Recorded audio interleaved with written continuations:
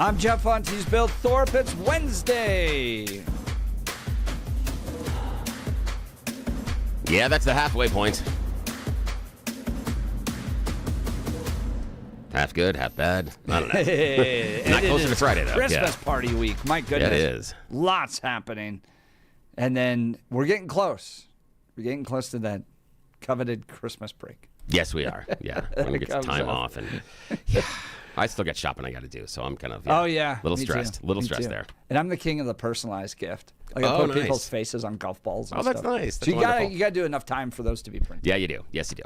So get after it. December 10th, 6 a.m., Mile High City. We have coming up here in just a few minutes Representative Jeff Crank giving us an update on Congress. We're going to talk about the president's plan on affordability, government regulations, all that stuff. Bill, going to ask him about NVIDIA chips being sold to China. So we've got a whole lot coming up in just a few minutes as Representative Jeff Crank joins us. And then Donald Trump pulling a Jason Crow, Mr. Thorpe. That's good interesting. For him. We talked about, you remember Danielle Jurinsky went down to confront the Jason Crow staffer? Well, every week, Jason Crow's been sending staff to the ICE detention center in Aurora to check up on the temperature of the beans being served. It's true, but it's part of a larger investigation into the treatment of illegal immigrants. Well, Donald Trump going, I got some similar power. Investigative power on civil rights treatment in jails. Oh, yeah, Tina Peters is over there. Let's start doing some investigations. So Trump pulling a crow and diving in and looking at our jails. This is wild. We'll get into that. I'm thinking when Tina's been able to do interviews through iPads from jail, I don't think her civil rights are necessarily being violated. Just saying. Time to look. And I heard she might be back in solitary confinement. So what's that all about? We're going to be joined by a student from Turning Point USA, Colorado State University, a guy named Blake Jones, who just chalked a picture of Jesus on the cross and then got spat upon, threatened. They vandalized his own little chalk creation of Jesus on the cross. Turning Point kids up at CSU being intimidated by other students on campus. What's happening? We'll get the latest from Colorado State University. And then Johnny Hickenlooper's got a primary challenge. Yes, he does. Socialist coming out. We knew it was happening. We just didn't know who yet. Julie Gonzalez challenging John Hickenlooper. So Deep Singh Badesha, the Democratic Socialists of America, will join us during the 9 o'clock hour. So whole lots to cover today and talk about. Now it's time for news and comment. Mr. Blake Olson. Blake Olson. Blake Olson, news and comment.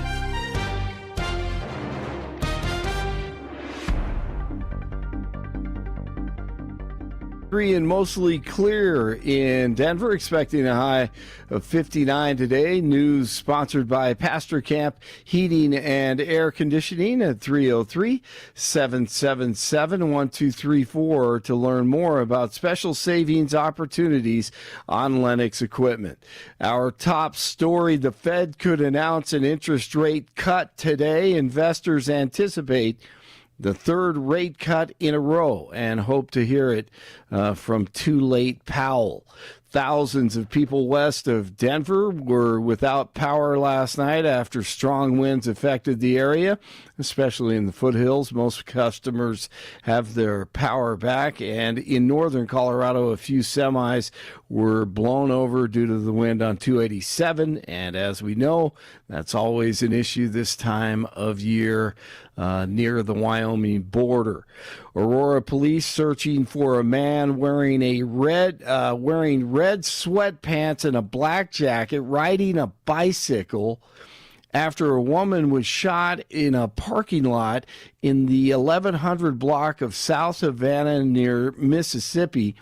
She suffered life-threatening injuries, was rushed to the hospital, and no update on her condition was provided. But once again, looking for a man wearing red sweatpants and a black jacket riding a bicycle. Unbelievable. 67-year-old Adams County Commander Carl Smalley, who served for over 3 decades with the agency, died on Monday. The office responded to a missing persons report and upon arrival found Commander Smalley near Box Elder Creek. They said he had just started his day and was on duty at the time, so his passing is being treated as a line of duty death. I've also announced a permanent pause on third world migration, including from hellholes like Afghanistan, Haiti, Somalia, and many other countries. All right, DJT hitting the road to sell his economic agenda, launching a national tour with a rally-style stop in Mount Pocono, PA. He told supporters his administration saved America. I agree with that. Crediting tariffs for boosting U.S. manufacturing and talking jobs. Before I entered office, 100% of all new net jobs were going to migrant workers. Think of that. 100% of new jobs were going to migrant. These are government numbers, by the way. These are not Trump numbers. These are government numbers. Because they say, well, did Trump come up with these numbers? No, I didn't come up. I'm just... Migrant workers and illegal aliens got 100%. But since I took office, 100% of all net job creation has gone to American citizens. How? Good deal. Let's keep it up. 47 says wounded National Guard member Andrew Wolf got up from bed Tuesday, calling it amazing. Wolf was shot last month in the attack that killed fellow Guard member Sarah Beckstrom. The suspect, an Afghan national who once worked with the CIA-backed counterterrorism unit, remains in custody. Authorities asking for help locating a man who hasn't been seen since late last month. The Colorado Bureau of Investigation activated a missing indigenous person alert for 46-year-old Lance Powless Tuesday. Powless was last seen on November 25th, and investigators believe he may be in the Denver area. Anyone with information about Powless should contact the Fort Collins Police Department or call 911. By the way, the Fort Collins Police Department, great leadership. Love those guys. One student is dead and another is hurt after a shooting on Tuesday at Kentucky State University. That's in Frankfort. The police department there says a suspect is in custody facing murder and assault charges. He's identified as an Indiana man who does not attend Kentucky State University. Getting less sleep, less than 7 hours of sleep, kind of like I did last night, is a strong predictor of a shorter life expectancy. Great. That's according to a new study published Tuesday in the journal Sleep Advances. Researchers found that sleep was more effective in predicting a shorter life expectancy than any factor except smoking. So 2 things on that. One, yes. I think as talk radio hosts, getting up early, that is not good news for us. Secondly, Peter Boyles absolutely is the exception to that rule. Good point. Very good point. Bro is humming along. Yes. Into his Great 80s, shape. probably didn't get much sleep being a morning talk show host for most of his life. So yeah, but it does say at least 7 hours. So if you go to bed at 7, then, yeah, with kids. Which is so easy, right? Easy with middle school and high school kids. They don't talk at all at night. Right, exactly. They don't make any noise. It sounds like nuclear war is happening in parts of my house, man. I know. I got 2 middle school boys, and when they get after it, man, start wrestling and the walls. Yeah, exactly. And the floor. What about you, Billy? Yeah, this job wants us to die early. It's kind of that's the issue with the radio stations. They know they don't have to invest in retirement. They're like, we'll just kill them. Give them really crappy hours and they'll die early. Don't have to worry about it. Oh, it's a man, plan. it's so true. Yeah. It's so true. Oh, but yeah. Yeah, it is. It is so hard to get to sleep early, especially with the family. It really is. Yeah, it's awful. You can put the sound effects of the ocean all you want in there. It doesn't matter when you hear. Oh yeah. My favorite is we have one of the wonderful children. We're trying to help out around the house and do chores and things like that. And so one of the things we ask is to help unload the dishwasher. And I love the fact that we run the dishwasher after dinner. Tink. Yep, and it might be Clank. If they're up late, 10:30, 11:30, midnight, and they see the dishwasher is full. Yeah. It's great that they decide to unload it, but I don't think they realize everybody else in the house is sleeping. So it's just clang, clong, clang, clong, clang, clang.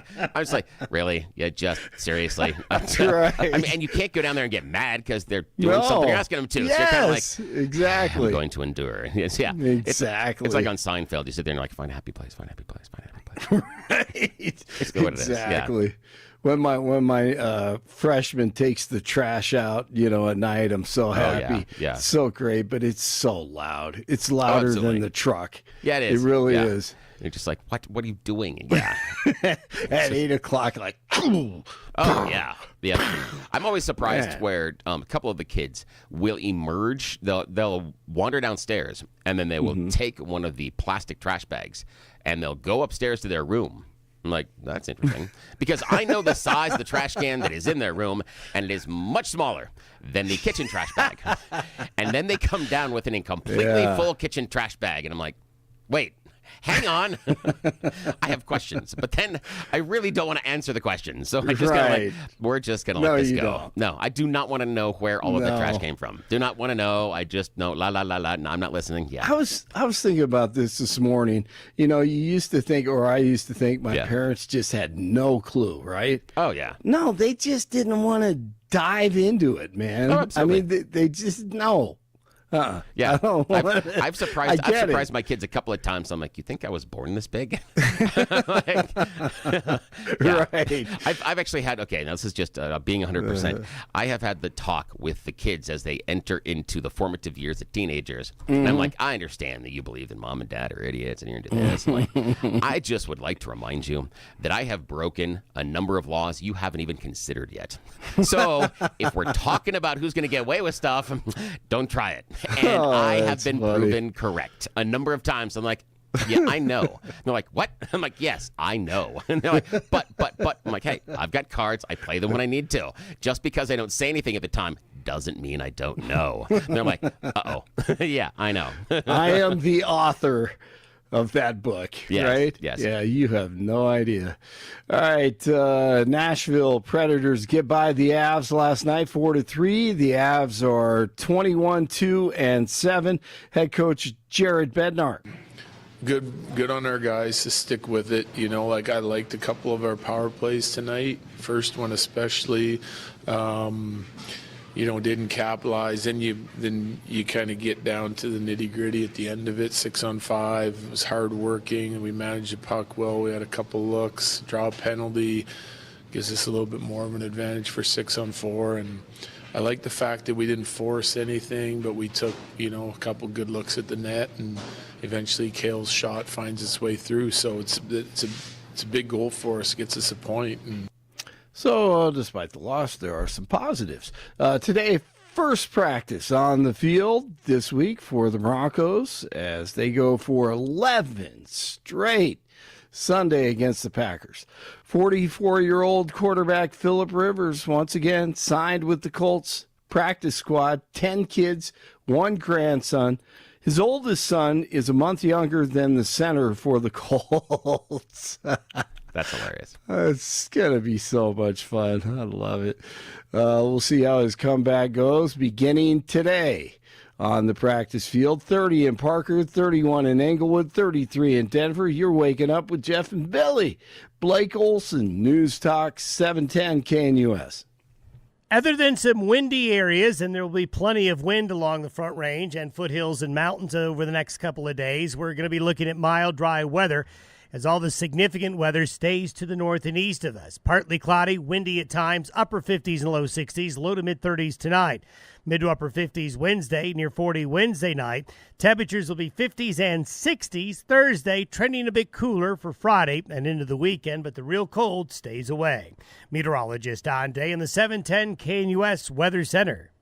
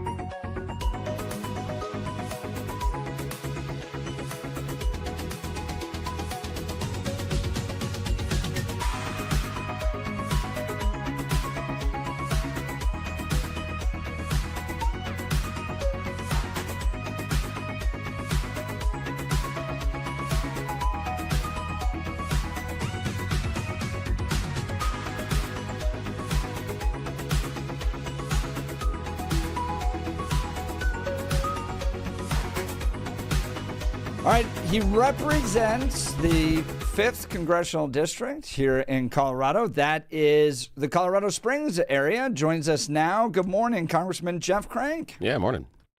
Good morning, guys. How are you?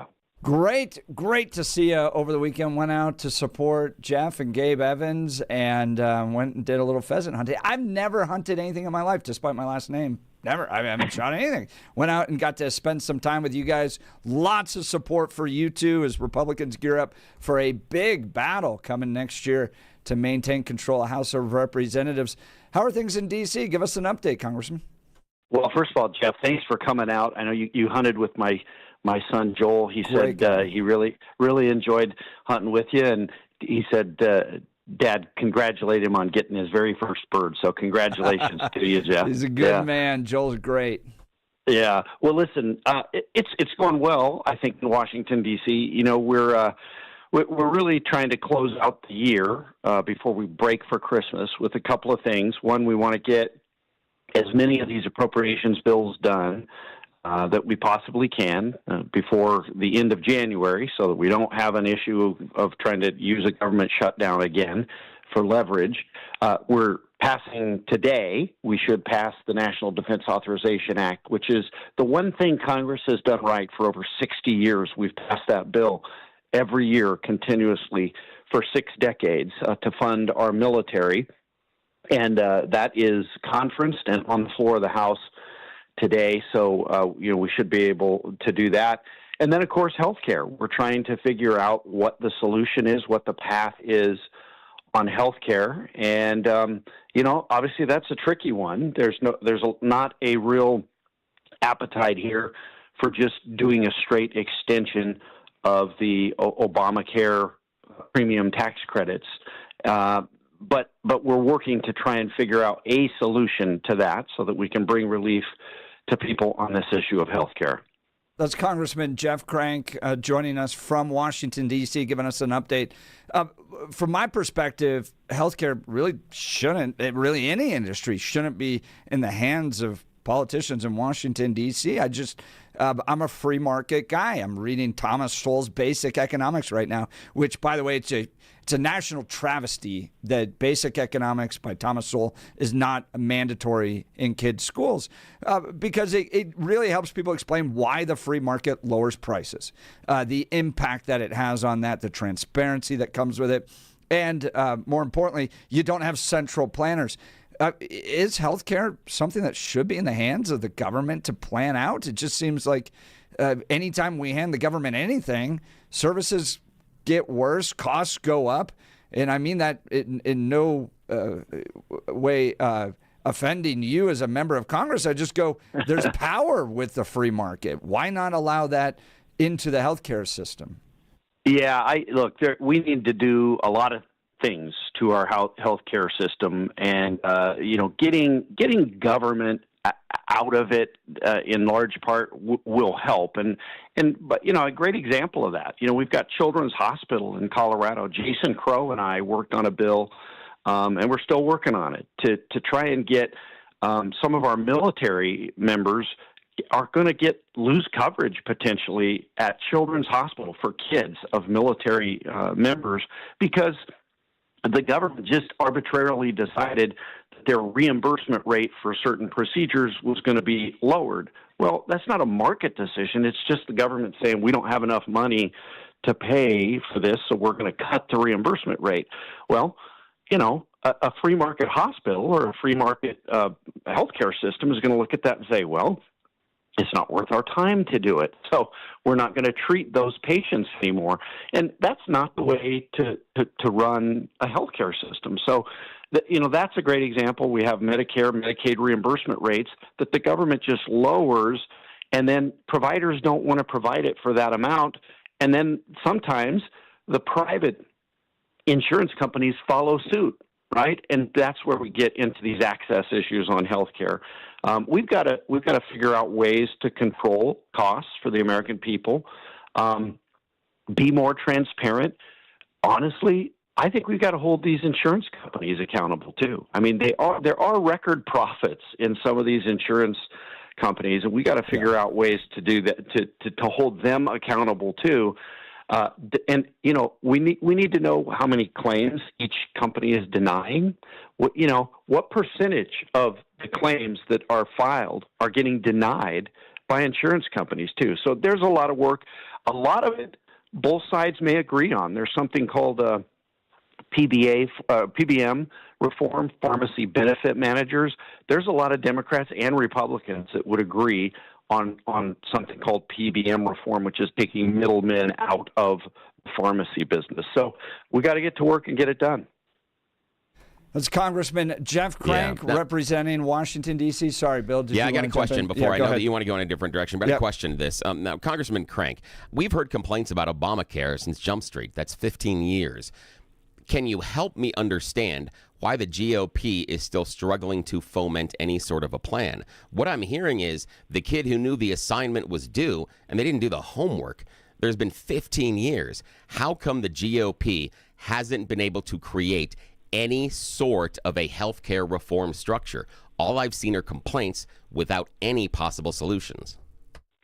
Yeah, well, look, Bill, that's a fair question. I think we haven't done the assignment as Republicans, but we also didn't fail the test like the Democrats did, right? I mean, they keep in mind the system that we're complaining about right now, the system that's broken, the system that costs too much, is Obamacare. It's these exchanges that are broken. Well, hang on a sec there. I got a question for you. Are you advocating that the system prior to Obamacare was better and we should go back to that? Or is it just that Obamacare is a bad fix? What is the argument here? Obamacare is a bad fix. I'm not arguing that we should. Let's stop there for a sec. I can agree with that. So if Obamacare is a bad fix, why over 15 years hasn't the GOP come up with a better solution? Well, because, I mean, I agree with you, Bill. We haven't done a good job at that. We've done a good job as Republicans of complaining about a broken system, but we haven't come up with a solution. And neither have the Democrats, Bill. They have sat and defended Obamacare, which is a broken system. So both sides have failed to come to a good solution on what healthcare reform is. And here's the thing. I mean, there's no silver bullet to it. We wish this was an issue where we could say, well, if we fix this one thing, the system would just work great. That's not the way this is going to work. This is going to be a multifaceted, very complex fix. There's many pieces to this. They have themes. I think some of it is transparency.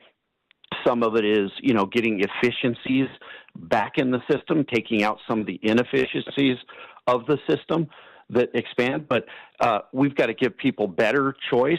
I'm for instance, association health plans to allow associations like Chambers of Commerce and AARP or others to offer health care plans. That's something that's outlawed right now in many places. I mean, for goodness sakes, before we saw how antiquated a system it is, and both Democrats and Republicans failed to fix it, when COVID hit, we had to come up with telehealth medicine solution very quickly because the system was so broken that in most states it wouldn't even allow telehealth. So there's lots of things that we can do. There's no single fix to it. Both parties are to blame for us getting to this point. But, that's all stuff in the past. We can't, right now, we got to fix it, not defend the current system. Yeah, I can't believe how close we are on that one. Because, both parties have failed to basically fix the system. And I think one of the problems you're going to get into, as you accurately described, is the denial rate. Because fundamentally, the insurance companies function on a backwards free market system. They make more money when they deny care. And we talk about it on the show. That's like opening up a restaurant and saying you make more money if no customers come through the door that night. So there's a disincentive to actually do business. Yeah, that's going to be a problem. Now I know Jeff. We could keep going with this one, but let's get to Jeff affordability. Hunt has got an affordability question.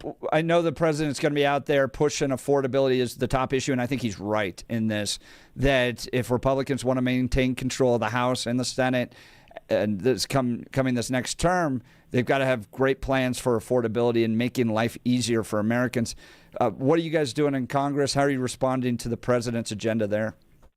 Yeah, well, first, let's not forget that we did do some things that will make life more affordable for people, put more money in their pockets, but that doesn't mean we can stop. There's lots we need to continue to do on affordability. Obviously, I want to start with when we passed the reconciliation package, what many people call the One Big Beautiful Bill. That's going to put a lot more money into average Americans' pockets. I know that many on the left wanted to make this about tax cuts for billionaires and all of that, but the simple fact is, and this is you both know this is right, that bill included new tax cuts, right? Doubled the child tax credit. Doubled the standard deduction.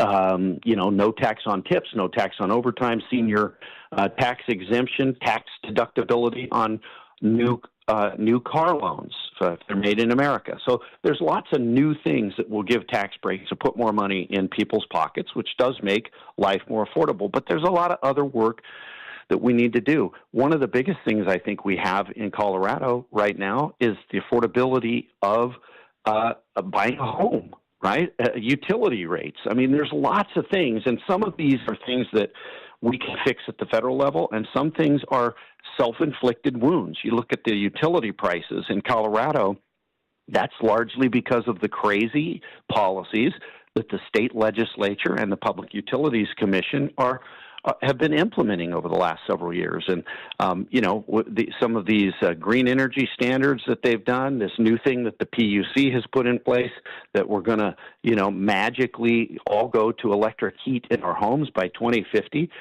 There's a cost to all of this. And it isn't a cost that if you live in my district, if you live down by the Broadmoor, I don't think that probably is something you're too concerned about. But if you live like the average American, those things matter. But that's the difference between buying groceries sometimes and paying your utility bill for many Americans. So we can work on that. On the housing, we've got to figure out ways to drive down costs. First of all, interest rates, and I think the Fed, looks like they're going to hopefully lower interest rates a little bit. That will help. But there's other things we can do, and even at the federal level, I'm looking at ways to, in some of these federal enterprise zones where people build houses, the state government, the state of Colorado, is putting energy efficiency mandates that are driving the cost of houses up by $30,000 to $60,000 per home. Why is that? And why should the average citizen pay that? If the Colorado state government wants to put more mandates like that onto homes, why don't they pay for it? Let them pay for it instead of the home buyer. So we need to do things that will help drive down the cost. One last thing I'll say, and I have been a proponent of this from the very beginning. I think, I've always said that the tariffs, while they're a good tool to get people to negotiate, they will drive up costs, and particularly on construction items. You look at things like plywood and 2x4s and things like that we get a lot of that from Canada as well. that's going to drive up the cost. So we've got to be very careful. And I've urged the president to not have to bring tariffs to zero on construction products and things that are used in the construction industry. So there's a lot of work to be done. Some of it the president can do. But last thing I'd say is let's not forget how we got into this mess, right? We had 9% inflation under the Biden administration. They spent too much money. Inflation has come down, but it hasn't come down enough. We got a lot of work to do. Yeah, but 9% inflation wasn't what Biden handed Trump. That was during the peak of the Biden administration, and by the end of the Biden administration, it was down closer to 3%, correct? Well, this economy, let's just be honest. The Biden administration, through COVID, spent more money. What happens when you spend money? You drive up costs. Inflation, people know that inflation was caused by the government. Frankly, I think it was their overreaction to COVID to try and infuse more money into the economy. And that happened. I mean, it started to happen a little bit under Trump at the very end of his term, but it happened on steroids during the Biden administration. We can't ignore that. We can't act like it didn't happen. That is a fair critique, but if you're going to put that jacket on him of 9% inflation, then you have to take it off when it goes back to 3%. You can't blame him for the rise, but then not give him credit for the fall. No, that just doesn't make any sense. Let's look at gas prices. Let's look at the prices of eggs. Let's look at the price of groceries. When Joe Biden left, they weren't down. The American people weren't all of a sudden feeling better, and then Trump came in, and everybody goes, "Oh my gosh, prices are rising." No, but the point was inflation. The point was inflation. Inflation was no longer at 9%. That's where you'd pinned it, and it wasn't at 9% when the Biden administration ended. It's a fair critique as far as the supply side, but but if you're going to give him the credit for raising the inflation, you have to give him credit on the back end. Well, how about let's give Trump credit for lowering inflation. Inflation is lower. It's lower today than it was during the Biden administration. It is. So if that's the standard you're going to judge and I'm going to judge by, then let's give credit. Then let's all walk away and declare victory. That's not what I'm here to do. We've got more work to do. There is a price to pay when you artificially say we're going to stop drilling for oil. It causes the price of gas to rise. It's the free market system that Jeff was just talking about. And that's what the Biden administration did. They drove up the cost of fuel in America. When you say you have to get 50% of your energy produced from wind and solar, guess what? That's going to have an impact. It's going to drive up the cost. This administration is reversing those policies, and you're seeing gas prices to go down. I think you're going to start to see energy prices going down as well as we continue to look at more reliable baseload power in America. So there's still a lot of work to do. We got to really get after it and focus on it. But we could talk about OPEC releasing, more oil, and that also affects the impact on the price of gas. I want to pivot just for a second into a recent announcement by President Trump and talking about now allowing NVIDIA to sell their highest performing chips that are used in AI to China. Now, previously, it was both the Trump administration and the Biden administration that restricted the top-selling chips because we didn't want to share our best possible technology with one of our largest competitors. Now, Trump says we can go ahead and sell those chips to China. Good idea? Bad idea? Your opinion? Well, I'm concerned about it. By the way, we're going to have, I'm going to sit in a hearing where we're talking about that here either this week or next. I think it's next week. I'm concerned about it. Look, China is our adversary. They are our top adversary, and we have to recognize that. People for so long have talked about Russia or, terrorists in the Middle East, and all those folks are dangerous. But the country that we really need to keep our eye on from a military standpoint is China. And they are rapidly trying to beat us, particularly in outer space. They are beating us right now in shipbuilding and in a lot of military technology. And so we have to be very diligent in making sure that we aren't helping them do that. Now, I will say, typically they just steal our technology. They have no regard for copyright or for patents or any of the intellectual property that we respect in the United States. They normally just steal whatever they want. We see that all the time. So to just absolutely just hand out and give them our technology does concern me a bit. So, I'm reserving judgment on it because I want to hear the administration's case for it. But it does trouble me a bit, Bill. That's Jeff Crank representing Colorado Springs in Washington, D.C., giving us an update on the work taking place there as they race to get things done before Christmas break, like the rest of us. Congressman, really appreciate your time today. Thank you so much. Yeah, you've been generous. Thank you so much. Thank you, guys. Appreciate you as always. If I don't talk to you between now and then, have a wonderful Christmas and holiday season, and we'll talk to you in the new year. Yeah, Merry Christmas to the family. We appreciate you. Thank you so much, Congressman. All right, let's talk Dan Caplis with Dan Caplis Law. Dan suggests you should choose a lawyer who shares your values because who you choose to represent you in an injury case says a lot about you to everyone involved in the case. Dan Caplis is the son of a police officer and a former seminarian who's dedicated the last 40 years of his life to helping people who've been hurt in serious motor vehicle crashes. Dan is believed to be the only lawyer in Colorado history to win 5 straight multi-million-dollar verdicts in Colorado crash cases. Dan is also believed to have won the largest truck crash verdict in Colorado history. Dan Caplis Law, the official law firm partner of the Denver Nuggets and the Colorado Avalanche. Dan Caplis Law, a serious firm for serious cases. Dan accepts righteous injury cases on a percentage fee basis so that he can represent good people from all walks of life without regard to ability to pay. So if you need Dan's help, give him a call. Here's the phone number, 303-770-5551, 303-770-5551, or hit dancaplisLaw.com. That's Dan, C-A-P-L-I-S Law.com. We'll continue with your phone calls and texts. You're listening to The Jeff and Bill Show. This is Denver's Talk Leader, News Talk 710, KNUS.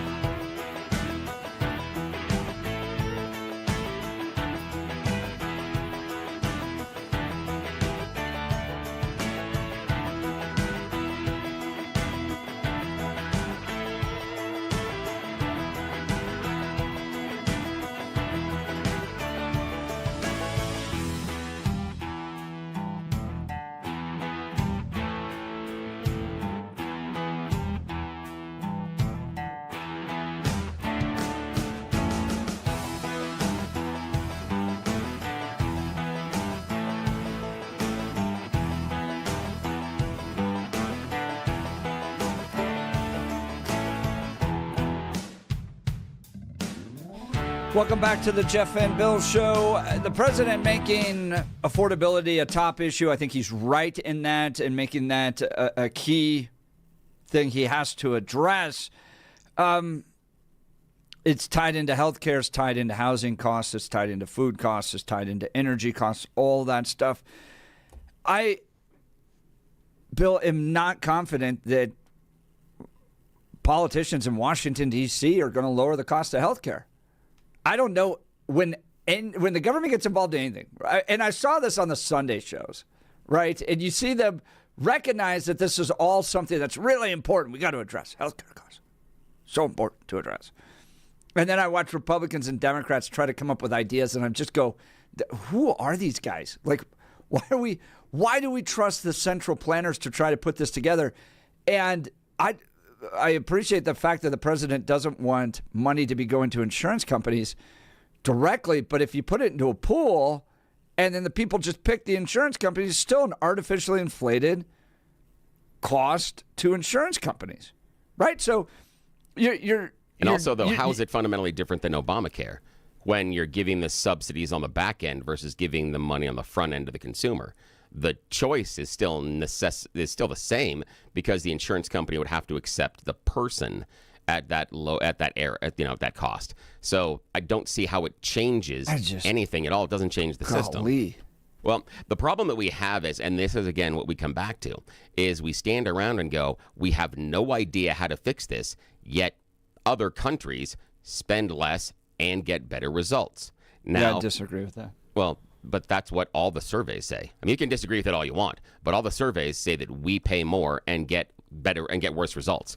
We have a higher rate of infant mortality. The argument, that's your argument, is essentially lifetime livability. I actually don't think the care when you say better results, I don't think the care in those areas is better at all. I don't think the care in Canada or Europe or Germany or England, France is better than what you get in America. In what way? Because, I mean, again, they're having a longer lifespan. They're getting better outcomes. They're having lower infant mortality risk. That's the only outcome you talk about. And I don't think that's though. But that's not the. Hang on a second. But when the surveys are put together, that's not the only thing they're judging.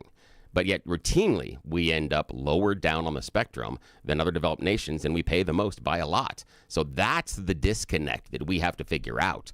And it might be smart to look around at other systems and figure out what we can glean from them. I'm not saying duplicate other systems, but other systems have figured out ways that possibly could work here in America. And that might be something we should look at, that if other places have figured out a way to make it more efficient and cost less, maybe we could learn something from it rather than sitting here and saying we don't know what to do. You sure it costs less? Yeah, based on overall cost, yes, that's what it shows. Yes, we spend more than everybody else, yes. I don't think that's correct, in part because you pay higher taxes in those countries. So when you say it costs less, you're saying that the individual that has to put the money out for healthcare. No, total spend. It's all done on total spend. That the country, it's not that the individual spends more. It is total spend. Well, of course, if the taxes are higher, the individual spends more. No. But you're missing the point. It's total spend. It is taxes, government, everything else. And so we spend more per capita than every other developed nation.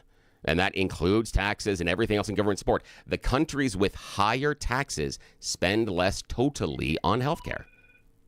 Just what the numbers say. Yeah, I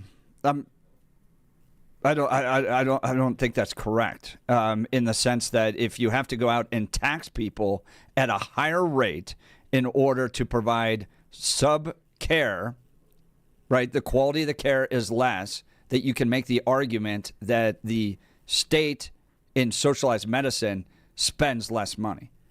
You get a worse return, a worse quality of care, and you've taxed people at a higher rate in order to get worse care and then claim that somehow we spend less per capita as a result of it. Somehow that worse care is getting better outcomes than our better care. That's an issue. If you're saying they get worse care, they're still getting better outcomes. No, I disagree with your analysis that are better outcomes. It is tied directly to that care. Okay, and you disagree, with the healthcare industry, and you disagree with the scientists, you disagree with the studies, and that's fine. Bill, that's fair for you to have that different opinion, but that's not what the numbers show. You're mixing things here. No, I'm not. Right? Okay, well, I guess we're just being rude this morning. I apologize. I'm sorry, but I'm not mixing things. Oh, go ahead. Your show. I'm not mixing things. It shows routinely that we spend more and get worse results. That's the issue. We just need to figure it out. And Brian from Arvada's calling in. Brian, what's on your mind? Hey, is it correct that that Israel has free health care and we basically pay for it? And how's their health care going? I'm unaware. I don't know. I have no idea. Yeah, I heard that they had free health care. I don't know if anybody on the show knows it. And that, we give them billions of dollars. That's why they... But, I was just curious how their health care is going. Yeah, they do have. It's funded by taxes and premiums. Yeah, they've got universal health insurance. But I'm not sure how it's funded externally. It's funded by us. So, we can't get good health care here. But, of course, Israel, we got to take care of them on everything. But so I was just curious about that. Now that you guys are talking about health care and how their system's working out, means that we pay for it. Yeah. If you were going to try to change the healthcare system, what would you do, Brian? Well, I like the idea of kind of what Trump's trying to do, give it to the people instead of the insurance. It seems like the insurance is just a big scam because they give all this money to the insurance. And what happened last time they did that? What happened to all the insurance's stock rates? They went through the roof. Yeah. So I kind of like the group care. Some of the churches, I guess, do that, where you kind of everybody pitches into a group care, and there's really no profit base, But I think the insurance companies are one of the biggest problems. Yeah, the profit motive is based on the fact of not giving you care. So they make more money by not giving you health care. That's something we got to figure out. Yeah, but of course, they lobby all the senators and stuff. Like like Jeff said, they basically write the bills that these people sign in. So it's on it. Yeah. Hey, Brian, we're losing your phone there. Thanks. I appreciate the phone call. All right. Want to go to a break? Oh, okay. Then I guess we'll be back after this.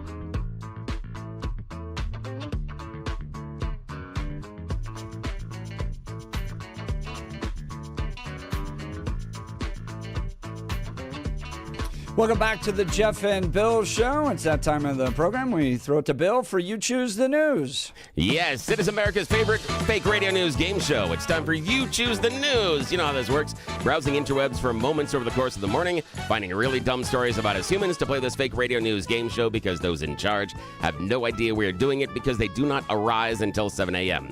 As always, we bring in Blake Olson from the news department. Gentlemen, here are the stories this morning. Headline number 1, a sudden shock. Headline number 2, Scrooge takes gifts. Headline number 3, just poking around.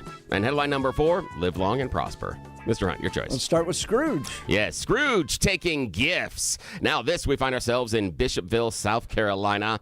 'Twas just 3 weeks before Christmas, and in the prison yard, drone dropped a package for someone inside, but it was found by a guard. Steak, weed, crab legs, and more. Cigarettes for days, all in time for the season, plus a tin of Old Bay. Well, the illicit meal was dropped into the Lee Correctional Institution prison yard by a drone. The Department of Corrections, though, quickly picked it up and said it's not going to the person who was intended to. They showed raw steak, still from the grocery store in the packaging, crab legs, Old Bay, side of plastic baggies. They contained marijuana and a couple cartons of cigarettes, you know, because you got to be able to make the meals and make things happen inside of there. No arrests been made so far, but yes, someone is not getting their Christmas meal. Talk about a bunch of Scrooges.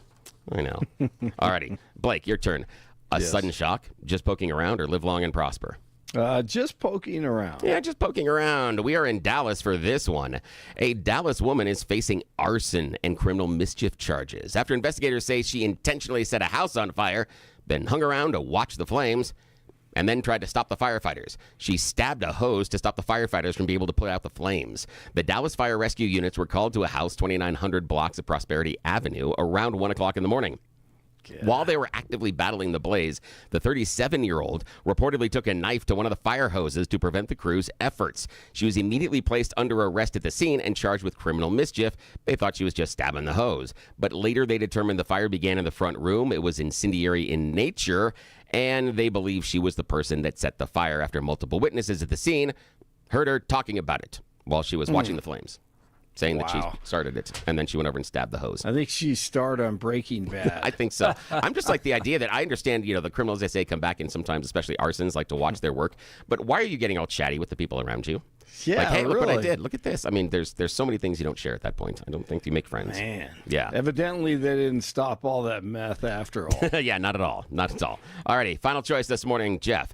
A sudden shock or live long and prosper? Let's live long and prosper. Yes, we need to live long and prosper. Now, you know, remember that from Scotty? He wanted to beam you up over on Star Trek, and live long and prosper, of course, comes from Scott. Well, this is a story about maybe beamer me up, Scotty. After crashing a stolen BMW this week, Florida man denied swiping the wheels and explained to the cops it was actually just teleported into the vehicle by aliens. That'll work. Investigators allege that the 36-year-old Calvin Johnson took the 2018 convertible while the car's owner was walking his dog at Ormond Beach Centennial Park. Now, unfortunately, the BMW driver had done everything they should in order to keep their convertible safe. Oh, yeah, they locked the car. And oh, no, wait, they didn't. They didn't lock the car. No, they didn't. They didn't. And then when they took the keys with them, oh, wait, no, they didn't do that either. They didn't even take the keys with them. They left the car unlocked and left the keys in the cup holder. Okie dokie. In short order, Johnson then came over there, stole the car, and ended up driving over 100 miles an hour, crashing the car in a single vehicle accident. Passing motorists extracted him from the totaled auto at the time. And when cops arrived at the crash scene, he goes, "Oh my God, thank God you're here. You saved me from the aliens."